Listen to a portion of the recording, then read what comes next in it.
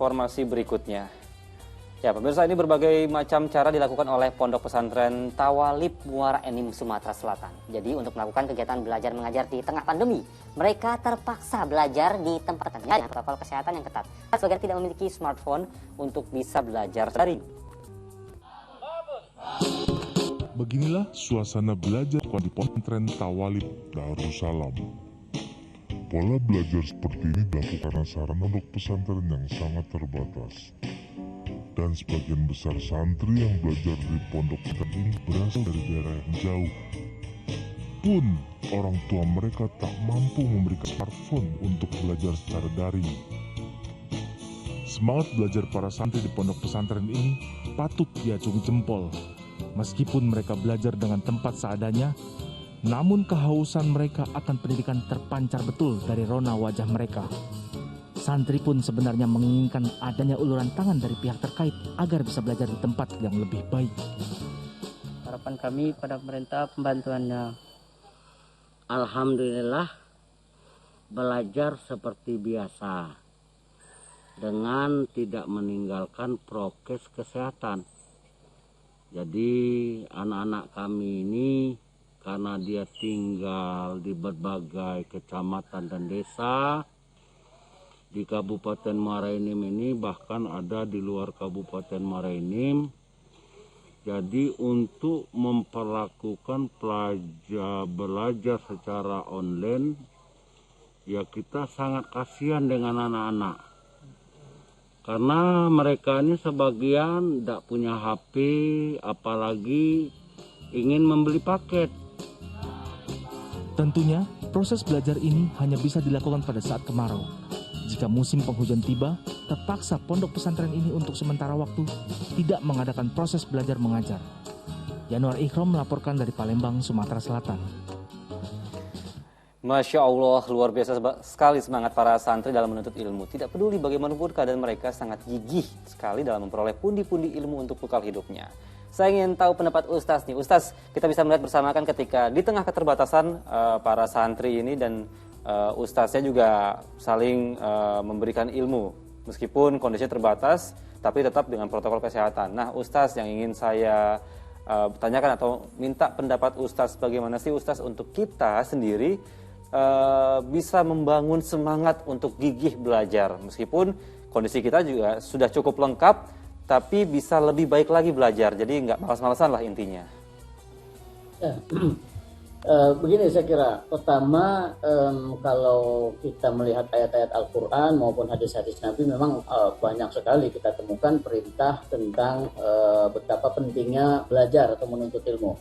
Tapi menurut sebagian orang mungkin yang tidak mengerti bahasa Arab, tidak mengerti bahasa Al-Quran itu mungkin tidak mudah untuk menangkap itu. Nah, kalau kita kira-kira agak susah untuk memahami ayat-ayat Al-Quran terkait itu, cobalah sekarang kita tengok sejarah. Imam Bukhari dulu yang menulis atau mengumpulkan hadis-hadis Nabi dari berbagai sumber, itu beliau kadang-kadang melakukan perjalanan berhari-hari, bermalam-malam, berminggu-minggu, berkilo-kilometer hanya untuk memperoleh satu hadis. Karena beliau pernah mendengar umpamanya dari orang yang dekat, dari gurunya, bahwa ada orang dulu pernah mendengar hadis dari Rasul begini-begini. Siapa orangnya dicari, di mana dicari. Dan betul, nanti ketika ketemu orang itu mengatakan, saya dapat hadis ini dari si A, si B. Dan sekarang orangnya masih hidup, di mana tinggalnya. Itu dikejar lagi. Itu semangat yang luar biasa. Beliau mengumpulkan hadis yang sebegitu banyak itu dalam waktu yang memang lama, dengan perjuangan yang sangat luar biasa lah. Nah, kalau kita sudah melihat itu, sebetulnya itu insya Allah akan menanamkan, menjadikan motivasi ya buat diri kita. Beliau saja dulu, ulama-ulama terdahulu pada saat fasilitas komunikasi, transportasi masih susah, tidak semudah sekarang, itu mereka dengan gigihnya melakukan perjalanan panjang untuk mencari ilmu yang sampai sekarang ilmunya itu bisa kita rasakan manfaatnya. Nah, tentu dengan mengingat itu, ini santri-santri yang ada dalam berita tadi itu saya menangkap gurunya, ustadznya juga sudah sedemikian mengerti betapa menuntut ilmu itu memang tidak selalu mudah dan harus selalu kita perjuangkan. Nah, yang kedua kita coba lihat ayat-ayat Al-Quran, kemudian hadis-hadis Nabi tentang keutamaan mencari ilmu, belajar maupun orang yang menuntut ilmu.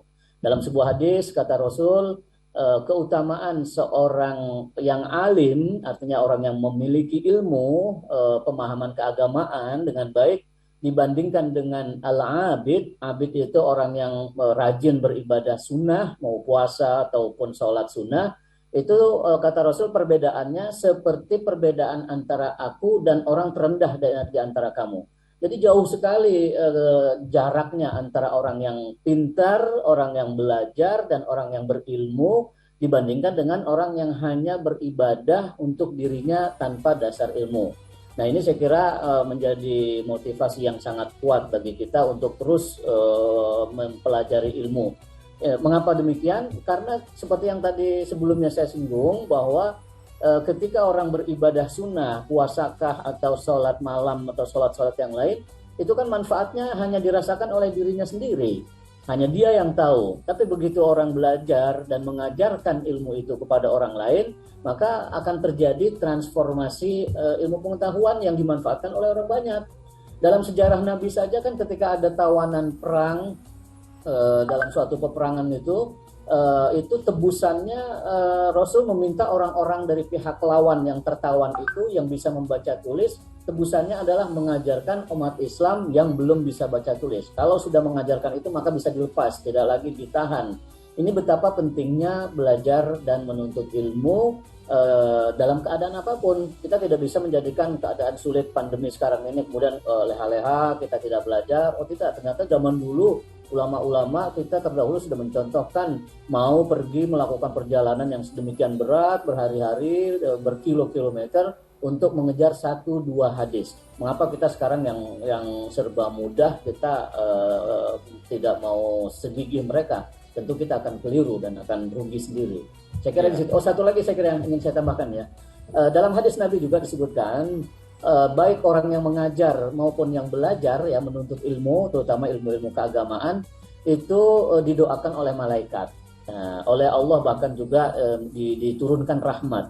Bahkan bukan hanya itu, dalam hadis disebutkan semut yang ada di lubangnya itu tahu siapa yang menuntut ilmu dan ikut bertasbih, ikut mendoakan untuk orang yang menuntut ilmu itu dan yang mengajarkan ilmu, termasuk juga ikan-ikan yang ada di laut. Tentu Nabi tidak berbohong ketika mengatakan hal itu. Jadi berbahagialah buat orang yang belajar maupun mengajarkan ilmu, karena bukan kita sendiri yang berdoa. Malaikat mendoakan, ikan-ikan di laut mendoakan, kemudian semut pun mendoakan. Ini artinya boleh jadi juga binatang-binatang, hewan-hewan yang lain juga ikut mendoakan buat orang yang menuntut ilmu. Sungguh luar biasa. Saya kira itu keutamaannya. Baik Ustaz, ini sungguh cerita dari Ustaz ini menjadi sebuah dedikasi yang dilakukan oleh para ulama terdahulu yang patut kita tiru, karena menuntut ilmu itu tidak selalu mudah tapi harus diperjuangkan. Apalagi ganjarannya adalah selain amal jariah, kita juga ditasbihkan atau tadi yang Ustaz sebutkan itu didoakan juga oleh makhluk hidup di seluruh bumi ini ya Ustaz ya. Baik.